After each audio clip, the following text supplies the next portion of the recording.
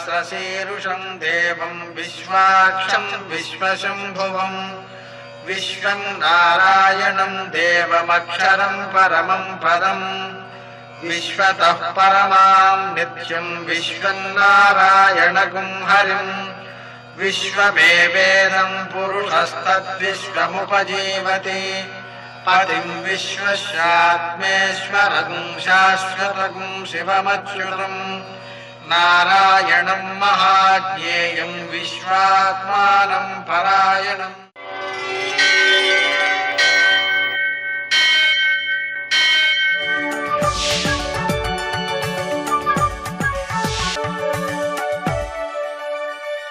सूर्यशौर्यमथेन्दुरिन्द्रपदवी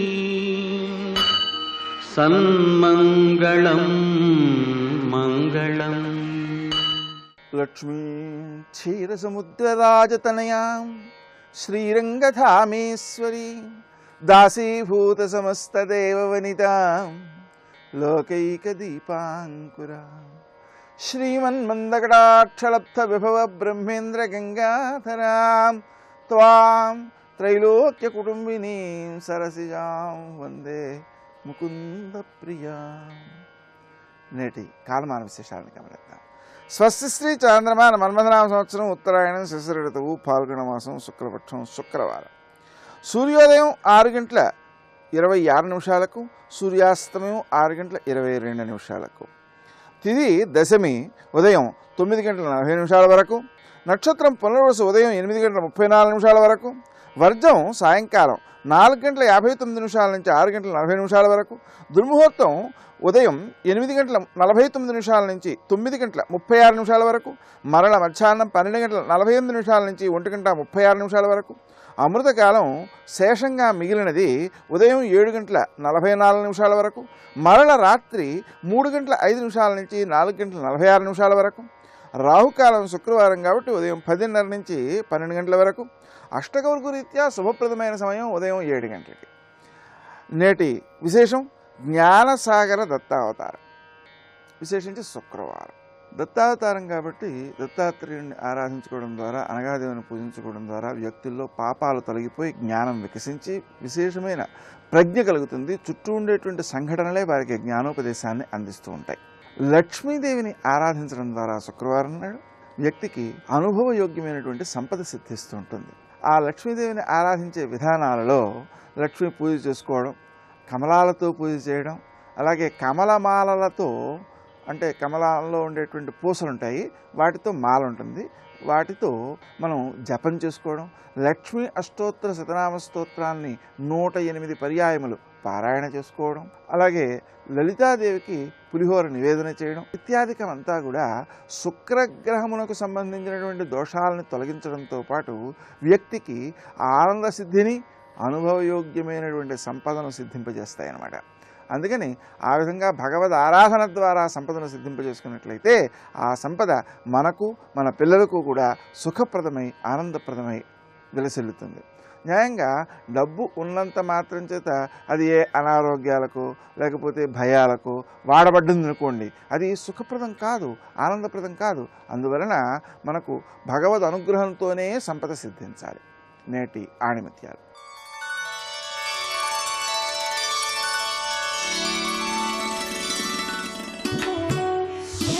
తాము అజ్ఞానులమని తెలుసుకోవడం కష్టం, ఎందుకంటే ఆ విషయం తెలియాలంటే విజ్ఞానం అవసరం.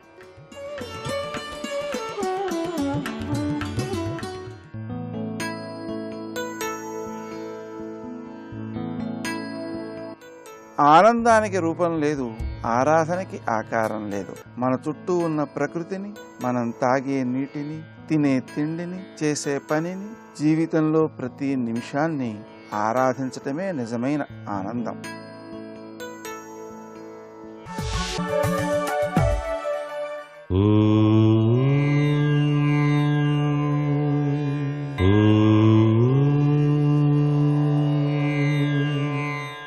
ఓం నమో నారాయణాయ. ఓం నమః శివాయ. శ్రీమాత్రే నమః. శుక్రవారం నాడు లక్ష్మీదేవిని బిల్వపత్రాలతో అష్టోత్తర నామావళితో కనుక అర్చన చేస్తే విశిష్టవంతమైన సిరి సంపదలు కలిగి తీరుతాయి. సాక్షాత్తు లక్ష్మీ స్వరూపం బిల్వము అనేటువంటి ఉద్దేశాన్ని గ్రహించి ఆ లక్ష్మీకి ప్రీతివంతమైనటువంటి ఆ బిల్వం అష్టోత్తర నామావళితో కనుక నిత్యం ఎవరైతే ఆ చక్కని తల్లిని ఆరాధన చేస్తారో వారి ఇంట అష్టైశ్వర్య సిద్ధి కలిగింపచేసుకోవడానికి ఆస్కారం ఉంటుంది. అనుకున్న పనులన్నీ కూడాను నెరవేర్చుకోవడానికి ఆస్కారం ఉంటుంది. లక్ష్మీదేవికి ప్రీతివంతమైనటువంటిది పద్మపుష్పం కూడాను. పద్మపుష్పాలతో కూడాను ఆ లక్ష్మీదేవిని ఆరాధన చేయటం సర్వ సంపదలకు కూడాను తార్కాణం అవుతుంది. లక్ష్మీదేవికి ప్రీతివంతమైనటువంటి నైవేద్యం ఆవు పాలతో చేసినటువంటి బియ్యపు పరవాణం. ఆ పరవాణాన్ని చాలా చక్కగా ఆ తల్లికి నైవేద్యంగా త్రికరణ శుద్ధితో సమర్పించి దాన్ని గనక స్వీకరించినట్లయితే సకల సంపదలకు అధిష్టాన దేవత అయినటువంటి ఆ చక్కని తల్లి దివ్యవంతమైన అనుగ్రహ కటాక్ష వీక్షణాల్ని ప్రతి ఒక్కరికి కూడాను ప్రసరింపచేస్తుంది సుమా అని చెప్పడంలో ఏమాత్రం సందేహం లేదు. అందుకనే లక్ష్మీదేవిని ఆరాధన చేసేటువంటి విశిష్ట లక్షణాల్లో దీపారాధన కూడా చాలా చక్కటి యోగాన్ని ప్రసాదింపచేస్తుంది. అందుకనే శుక్రవారం నాడు ఉదయం సాయం సంధ్యా సమయంలో తప్పనిసరిగా లక్ష్మీదేవి ఫోటో దగ్గర దీపారాధన చేసి నమస్కృతాంజలి గడించినట్టయితే ఆ లక్ష్మీదేవి దీపం జ్యోతి పరబ్రహ్మం దీపం సర్వతమోహరం దీపేన సాధ్యతే సర్వం అన్న చందంగా ఆ లక్ష్మీ కటాక్షాన్ని ప్రతి ఒక్కరూ కూడాను సాధింపచేసుకోవడానికి ఆస్కారం ఉంటుంది. లక్ష్మీదేవికి ప్రీతివంతమైంది గోసేవ. ఎవరైతే నిత్యం కూడాను గోమాతను ఆరాధన చేస్తారో లేక గోవు చుట్టూ ప్రదక్షిణం చేసి ఆ గోవుకు వలసినటువంటి ఆహారాన్ని తినిపించి పుష్టభాగం వద్ద పసుపు కుంకుమ అలంకరింపచేసి లక్ష్మీదేవిని స్మరిస్తారో వారి ఇంట తప్పనిసరిగా లక్ష్మీ అనుగ్రహం వచ్చి తీరుతుంది. వారి జీవితాల్లో వెలుగు రేఖలు తప్పనిసరిగా ఆ చక్కని తల్లి ప్రసాదింపజేస్తుంది సుమా అనే విషయాన్ని గుర్తుపెట్టుకోవాలి. సర్వే జనా సుఖినో భవంతు.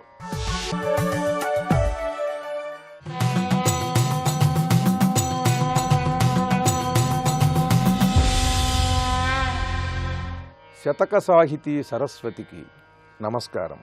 నీ పాదార్చనకే గుదించి దివిజానీకంబు నీ గానధారాపీయూషము గ్రోలి తన్మయత నిర్వ్యాపారులయ్యుండ భూషాపంక్తుల్ కరగన్ విచిత్రమున త్రాసంబంది శ్రీకాంత నీ ప్రాపుంగోరకయుండునో స్వసురయై భాషించియున్ భారతీ.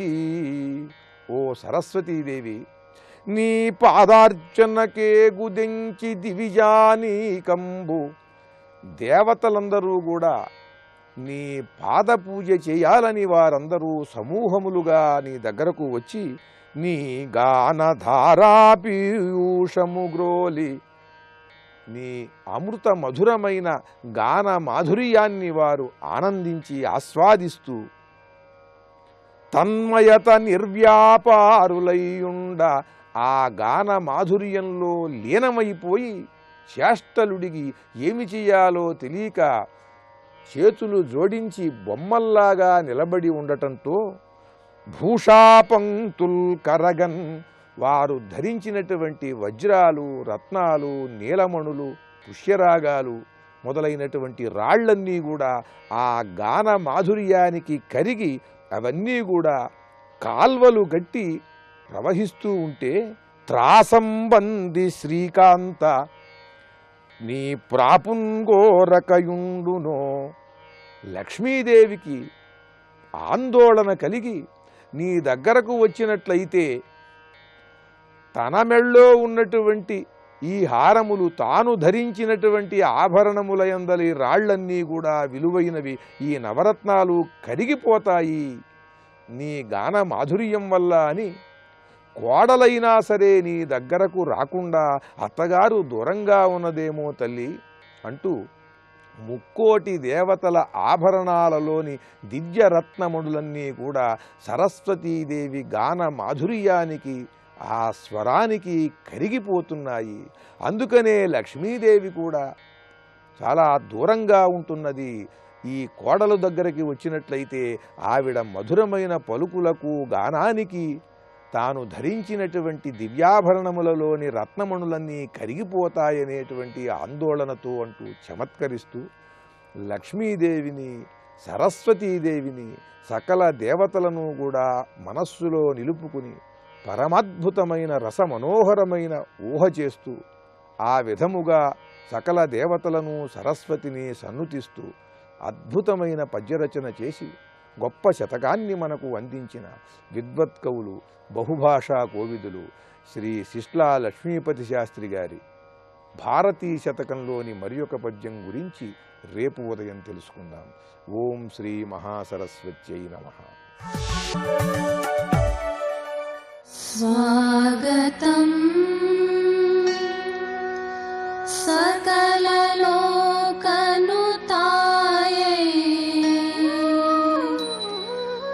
स्वागतं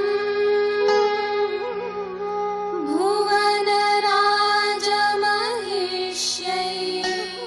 जय जय जगदम्ब शिवे, जय जय कामाक्षि, जय जयाद्रिसुते, जय जय महेशदयिते, जय जय चिद्गगन कौमुदी धारे।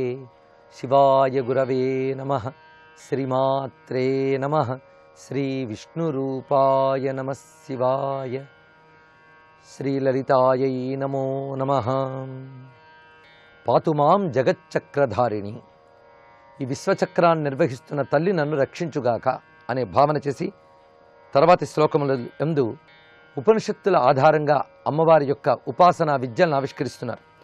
ద్వాదశాంత భూజాత శారిక సర్వవాంగ్మయ సైకకారిక పుణ్యకర్మసు స్వచ్ఛమస్తక యోగశాలిషు ఛిన్నమస్తక ఆత్మనిస్థితే సంప్రదాయిక సర్వజన్మినాం సంప్రవర్తిక మాం పునాతు సత్పూజ్యపాదుక బాలలోచన ప్రాణనాయిక.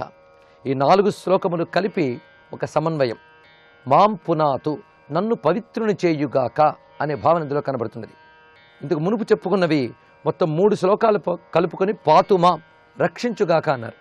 ఇప్పుడు 4 శ్లోకాలు కలిపి పునాతుమాం, పవిత్రుల్ని చేయుగాక. ఎందుకంటే మనం శుద్ధులమైతే చాలు, సిద్ధి అదే లభిస్తుంది. ఆ శుద్ధి చేసే శక్తి అమ్మవారు, సిద్ధినిచ్చే అనుగ్రహం కూడా తల్లియే. అందుకు అమ్మ పాదాలను ఆశ్రయించడం కంటే కావాల్సిందేమున్నది. అమ్మవారు మనల్ని పవిత్రుల్ని చేయుగాక అని చెప్తున్నారు.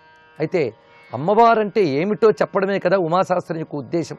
ఆ ఏమిటో తెలిసి అమ్మని ధ్యానించడమే గొప్ప విషయం.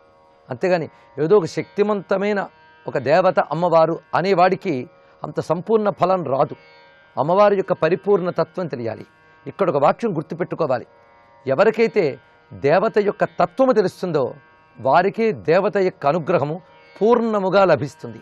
అంతేగాని కేవలం మంత్రజపం చేసేవారికి, పూజలు పునస్కారాలు చేసేవారికి, యాత్రలు చేసేవారికి దేవతాతత్వం తెలియదు.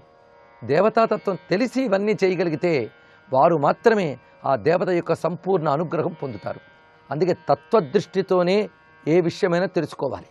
అంతేగాని పూజలు ఎలా చేయాలి, పునస్కారాలు ఎలా చేయాలి, పువ్వులు ఎలా వేయాలి, ఏ రోజు ఏ దీపం పెట్టాలి, ఇవన్నీ చాలా సామాన్య స్థాయి మాటలు. అది కాకుండా దేవతా తత్వం తెలియాలి. తత్వం తెలిసినప్పుడు పూర్ణత్వం వస్తుంది. అంతవరకు అసంపూర్ణతయే. తత్వం చెప్తున్నా అర్థం కాలేదు అంటే మనం ఇంకా అసంపూర్ణులమై ఉన్నామని, ఈశ్వరానుగ్రహం పొందడానికి ఇంకా జన్మల దూరంలో ఉన్నామని అర్థమవుతుంది. అందుకు దేవి తత్వాన్ని ఇందులో ప్రతిపాదన చేస్తున్నాడు. ఆ జగదంబ ద్వాదశాంత భూజాత శారిక సర్వవాంగ్మయస్య ఏకకారిక. ఆ జగదంబ ద్వాదశాంతమనే చెట్టుపై ఉన్న గోరువంక అన్నారు. ఇక్కడ చిలక, గోరువంక ఈ 2 పక్షుల గురించి మన లోక వ్యవహారంలో ప్రధానంగా మాట్లాడుతూ ఉంటారు. చిలక, గోరింక అంటూ ఉంటారు. చిలక, గోరింక అంటే చిలక గోరింక జంట కడతాయని కాదు, చిలకలు గోరింకలు అని చెప్పడం. ఇక్కడ చిలకలు గోరింకలు కూడా చక్కని పలుకులు పలికే పక్షులు. అందుకే గోరువంకని తీసుకున్నారు. ఇక్కడ గోరువంకైనా చిలక అయినా కూడాను మంచి పలుకులకు సంబంధించినటువంటి పక్షిగా చెప్తారు గనక ఇక్కడ వాక్శక్తి స్వరూపంగా అమ్మవారిని ఒక శారిక అన్నారు. ఈ శారిక అనడం ఒక విశేషమైన అంశం. ఇప్పటికీ కాశ్మీరంలో ఉండేటువంటి ఉపాసనల్లో శారికా ఉపాసన అని చేస్తారు. ఇది మనకి శ్యామల ఉపాసన భేదాల్లో ఒకటి. శారిక, అదేవిధంగా సుఖ, ఇవన్నీ కూడా శ్యామలా తత్వంలో సుఖశ్యామల, వీణాశ్యామల ఇలా చెప్పబడుతూ ఉపాసింపబడుతుంటాయి. మంచి వాక్శక్తిని పొందడానికై శ్యామలాదేవిని శారిక, సుఖ మొదలైనటువంటి భావనలతో ఆరాధిస్తూ ఉంటారు. ఇక్కడ అలా శారిక అనడంలో వాక్శక్తిని ప్రదానం చేసి అమ్మవారిని ప్రస్తావన చేస్తున్నారు. ఒక గోరువంకలా ఉంది అమ్మవారు. అయితే గోరువంక కానీ చిరక కానీ ఒక చెట్టుపై ఉంటాయి. ఈ గోరువంక అంటే అమ్మవారనే గోరువంక ఏ చెట్టుపై ఉన్నారంటే ద్వాదశాంత భూజాత శారిక. ద్వాదశాంతమనే చెట్టుపై ఒక గోరువంకలా ఉన్న అమ్మవారు నన్ను పవిత్రుణ్ణి చేయుగాక. ఇది మొదటి భావంలో ఆవిష్కరిస్తున్నారు. ఇక్కడ ద్వాదశాంత చక్రము అంటే సహస్రారానికి పైన అని అర్థం. ఇక్కడ సరిగ్గా సహస్రార స్థానం వరకు అందరూ చెప్తారు. ఆ సహస్రారం పై భాగం అంటే సహస్రారంలోనే భాగంగా చెప్పవచ్చు, కానీ దానికంటే ఉన్నతమైన స్థితి అని చెప్పడం ఇక్కడ. అంటే ఈ ద్వాదశాంత చక్రంతో కలిపితే కానీ సహస్రార చక్రం పూర్తి కాదు. సహస్రార చక్రం అంతా ఒక చక్రంగా మనం భావిస్తే దాని యొక్క ప్రారంభ దశ, దాని పై దశ అని రెండు భాగాలుగా చెప్పుకోవచ్చు. ఇక్కడ అంటే ఒక పద్మము, పద్మం లోపల కర్ణిక అన్నట్లుగా ఆ సహస్రార చక్రము యొక్క పై భూమిక ద్వాదశాంత చక్రం. ఆ ద్వాదశాంత చక్రమే పరబ్రహ్మ స్థానం. ఆ ద్వాదశాంత చక్రంలో ఒక గోరువంకలాగా ఉన్నటువంటి ఆ లలితాంబ ఉమాదేవి నన్ను అనుగ్రహించుగాక అని దీని యొక్క భావం. అక్కడ శారిక అని చెప్పినప్పుడు శబ్దస్వరూపం చెప్పారు గనక తర్వాత వాక్యం సర్వవాంగ్మయస్య ఏకకారిక. సర్వవాంగ్మయమునకు ఒక్క కారిక ఆవిడ అన్నారు. ఏకకారిక అంటే ఒకే ఒక్క కారిక. కారిక అంటే మూలవాక్యము, ఇది అర్థం. ఇక్కడ ఒక ఎంతో చెప్పవలసిన జ్ఞానాన్ని ఒక మాటలో వివరిస్తే దాని పేరు కారిక. వివరణ లేకుండా దాచిపెడితే సూత్రము, వివరించి చెప్తే కారిక అంటారు. ఇక్కడ సూత్రానికి వివరణ కారిక. అయితే ఈ కారిక కూడా విస్తారంగా ఉండదు, ముఖ్యమైన అంశాన్ని చక్కగా చెప్తుంది సూటిగా. అలా చక్కగా సూటిగా చెప్పబడిన వాక్యానికి కారిక అనాలి. అమ్మవారు అలాంటి కారిక అన్నారు. ఇక్కడ దేనికి కారిక? సర్వవాంగ్మయస్య, ప్రపంచంలో ఉన్న సమస్త వాంగ్మయానికి ఒకే ఒక్క కారికలా ఉన్నటువంటి ఈ శారిక ద్వాదశాంతమనే వృక్షములో ఉన్నటువంటి తల్లి నన్ను పవిత్రుణ్ణి చేయుగాక. ఇది దీని యొక్క భావం. ఈ చెప్పడంలో సృష్టిలో ఉన్న శబ్దాలకన్నిటికీ మూలం అమ్మవారే. శబ్దాలు సాహిత్యాలుగా, శాస్త్రాలుగా, సంగీతాలుగా, జ్ఞానాలుగా వ్యాపించున్నాయి. కనుక సృష్టిలో ఏ దేశంలోనైనా, ఏ భాషలోనైనా వాళ్ళ యొక్క జ్ఞానము, సంస్కృతి అంతా శబ్దాల ద్వారానే చెప్పబడుతుంది. అందుకే శబ్దజ్ఞానం ఉన్నవాడికి శాస్త్రజ్ఞానం ఉంటుంది. దానివల్ల దేన్నైనా పొందగలుగుతాడు. అన్నిటికీ మూలం శబ్దమే. శబ్దాలకు మూలం అమ్మవారు, అది చెప్పడం ఇక్కడ. అందుకే అమ్మవారు అనుగ్రహం ఉంటే శాస్త్రజ్ఞానము, శబ్దజ్ఞానము, సంగీతాది కళాజ్ఞానము అన్నీ లభిస్తాయి. అందుకు సర్వశబ్ద బ్రహ్మణకు మూలమైనటువంటి అమ్మవారు మనల్ని అనుగ్రహించుగాక.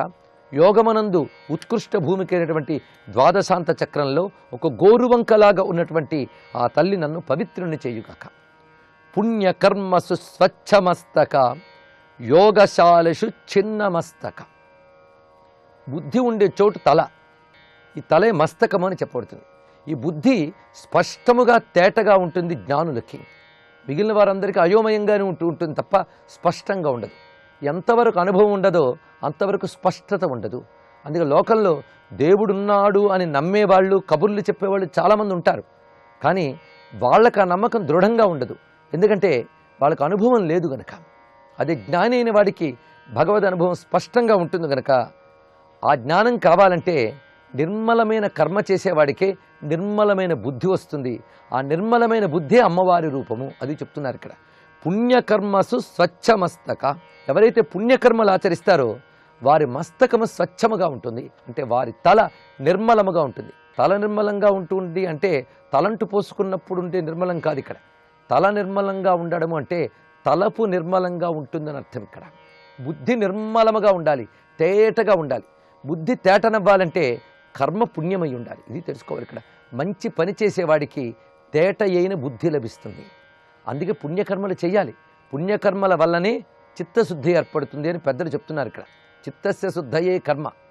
ఇక్కడ ఒక్క వాక్యంలో ఏది చేస్తే ఏది వస్తుందో చెప్పడంతో మనకేం చేయాలో చెప్తున్నారు ఇక్కడ గురువుగారు. పుణ్యకర్మసు స్వచ్ఛమస్తక, పవిత్ర కర్మలు చేసేవారిలో నిర్మలమైన బుద్ధిగా ఉన్నది ఆ తల్లి. యోగశాలుషు చిన్నమస్తక, యోగనిష్ఠుల్లో చిన్నమస్తక, మస్తకము లేనిదిగా ఉన్నది. ఇక్కడ మొదటిది స్వచ్ఛమస్తక, రెండవది చిన్నమస్తక. మొదటి దానిలో చెప్పినప్పుడు తేటయేన బుద్ధి, రెండవది చెప్పినప్పుడు చిన్నమస్తక అనే మాటలో ఉన్నటువంటి అంతరార్థం ఏంటంటే శిరోగ్రంథి భేదనము అని అర్థం. ఇక్కడ తల తెగడం అంటే తలకాయ కింద పడ్డం కాదు, శిరోగ్రంథి. శిరోగ్రంథి అంటే రుద్రగ్రంథి. ఆ రుద్రగ్రంథి విభేదిని అనేదైతే లలితాశాస్త్రంలో చెప్పారు అది.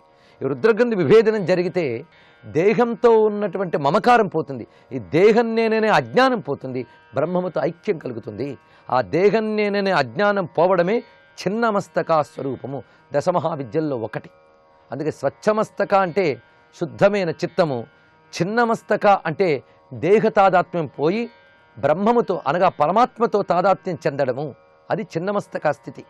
అటువంటి ఆ స్వరూపము అమ్మవారి యొక్క తత్వం అని చెప్తూ ఆ జగదంబ నన్ను పవిత్రుని చేయుగాక.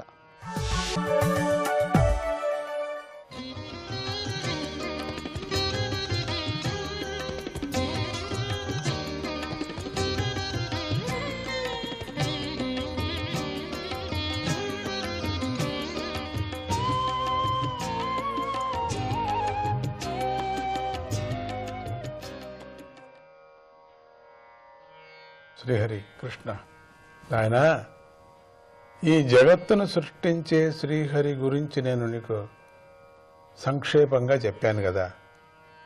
కార్యాకారణ రూపమైన ఈ జగత్తు జగత్కారణమైన శ్రీహరి కంటే వేరు కాదు.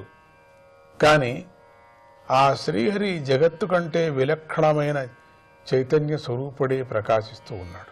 ఇదం భాగవతం నామ యన్మే భగవతోదితం సంగ్రహోయం విభూతీనాం త్వమేతద్విపులీకురు.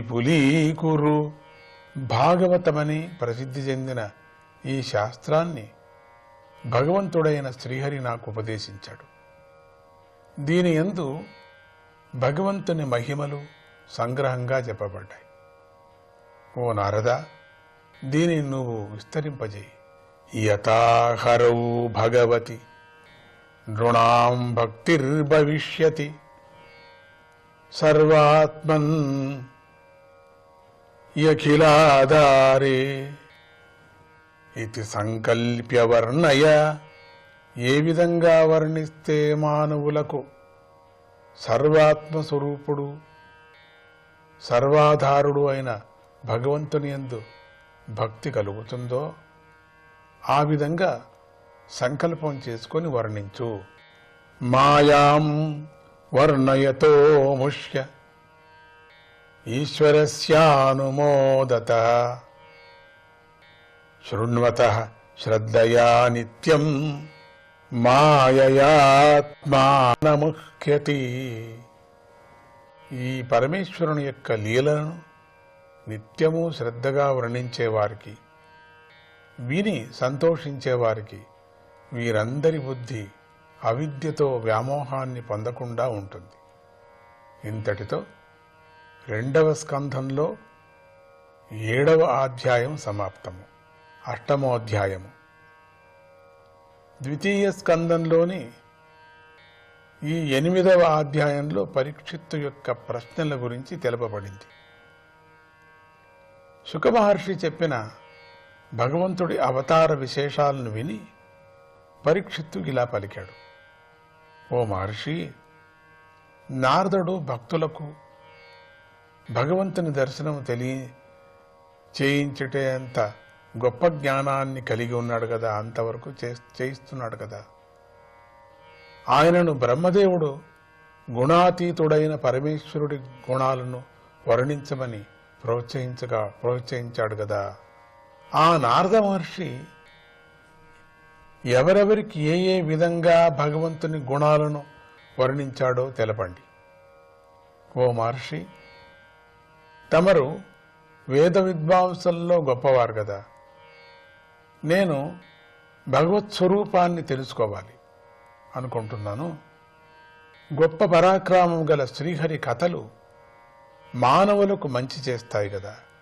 ఓ మహాత్మా, నేను ఎలాగైతే ప్రాపంచికమైన ఆసక్తులను విడిచిపెట్టి విశ్వరూపుడైన శ్రీకృష్ణుని యందు నా మనస్సును లగ్నం చేసి ఈ దేహాన్ని విడిచిపెట్టగలనో ఆ విధంగా కృష్ణుని కథలను తెలపండి. శృణ్వతః శ్రద్ధయా నిత్యం గృణతచ్చ స్వచేష్టితం కాలేన నాతి దీర్ఘేణ భగవాన్ విశతే హృది. ఎవరైతే ఎల్లప్పుడూ శ్రద్ధగా భగవంతుడి లీలను వర్ణిస్తూ మరియు వింటూ ఉంటారో అటువంటి వారి హృదయంలో భగవంతుడు త్వరలోనే ప్రవేశించి ప్రత్యక్షమవుతాడు. శ్రీకృష్ణుడు తన భక్తుల హృదయ పద్మంలోకి చెవిరంధ్రం ద్వారా ప్రవేశించి శరత్కాలము నీటిలోని మాలిన్యాన్ని పోగొట్టినట్లుగా హృదయంలోని పాపాలను పోగొడతాడు. దౌతాత్మా పురుష కృష్ణ పాదమూలం నముంచతి ముక్త సర్వ పరిక్లేశ పాంతః స్వశరణం యథా. పరిశుద్ధం చేయబడిన మనస్సు గల సాధకుడైన మానవుడు అన్ని రకాల మానసికమైన దోషాలను విడిచిపెట్టేస్తాడు. అప్పుడు అతడు దేశమంతా తిరిగి అలసిపోయి ఇంటికి చేరిన బాటసారి తన ఇంటిని విడిచిపెట్టిన విధంగా కృష్ణుడి పాదాలను ఇంటిని విడిచిపెట్టని విధంగా, ఇంటిని ఎట్లా విడిచిపెట్టలో ఎక్కడ తిరిగినా కూడా అట్లనే కృష్ణుని పాదాలను విడవకుండా పట్టుకుంటాడు. ఓ బ్రహ్మర్షి, నేను అడిగిన ఇవే కాక నన్ను మరి ఒక సందేహం కూడా పీడిస్తుంది. ఆ సందేహానికి సమాధానం యథాతథంగా తమరికి మాత్రమే తెలుసు. వివరించండి. పంచభూతాలతో సంబంధి లేనటువంటి ఈ జీవుడు పంచభూతాలతో సంబంధాన్ని ఏర్పరచుకొని దేహాన్ని పొందుతున్నాడు కదా అనే ఈ ప్రక్రియ యాదృచ్ఛికంగా కారణం లేకుండానే జరుగుతుందా, లేదా ఏదైనా కారణం వల్ల జరుగుతుందా? 14 లోకాల సృష్టియే స్వరూపంగా గల పద్మం శ్రీహరి యొక్క నాభి నుండి పుట్టిందని తమరు చెప్పారు కదా. ఏ విధంగా అయితే ఒక సామాన్య మానవుడు కొన్ని అవయవాలను మాత్రమే కలిగి ఉన్నాడు, అదేవిధంగా పరమేశ్వరుడు కూడా కొన్ని అవయవాలను మాత్రమే కలిగి ఉన్నాడా? ఆ ఈశ్వరుడు ఒక విశేషమైన అవయవాల రచనలో కొన్ని అవయవాలను మాత్రమే కలిగి ఉన్నట్లుగా మీరు చెప్పడంతో నాకు పై సందేహం కలిగింది. బ్రహ్మగారు ఆ పరమేశ్వరుడి అనుగ్రహంతో ప్రాణులను సృష్టించి అందరి స్వరూపం తానే అయి అందరినీ నియంత్రిస్తూ ఉన్నాడు. ఆ బ్రహ్మదేవుడు శ్రీహరి యొక్క నాభి నుండి పుట్టినవాడే అయినప్పటికీ శ్రీహరి అనుగ్రహంతోనే ఆయన రూపాన్ని దర్శించగలిగాం అని తమరు చెప్పారు కదా. జగత్తు యొక్క సృష్టి స్థితి లయాలకు అధిష్టానమైన వాడు, మాయను తన వశంలో ఉంచుకున్నవాడు, అందరిలోనూ అంతర్యామిగా ఉన్నవాడు అయిన ఆ భగవంతుడు తన మాయను విడిచిపెట్టి ఎక్కడ శయనిస్తున్నాడు? ఆయన ఏ రూపంతో ఉన్నాడు?